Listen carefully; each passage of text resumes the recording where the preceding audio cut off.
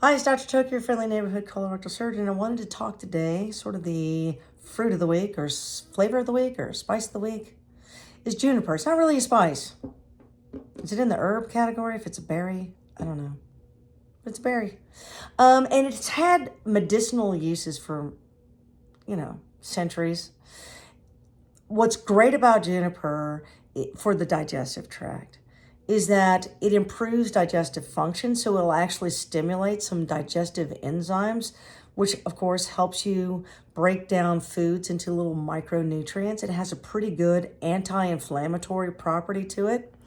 It also functions as a diuretic. And why is that important for gut health? So some people who get inflammation of the intestines will get fluid accumulation, like a bogginess in the intestines. This is definitely true after surgery. And that bogginess, to get it out of the system, juniper seems to help. So if you got a little belly bloat and water retention, you might find juniper to be very helpful. The other issue is that it has a great aroma to it. It's a berry.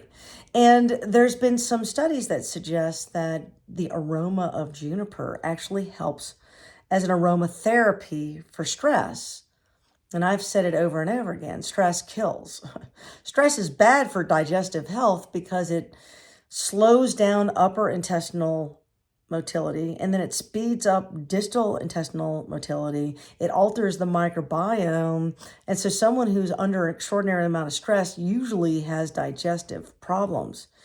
And so juniper is one of those things, both the aroma of it, but also to consume, can actually help with mitigating stress. And who doesn't like that?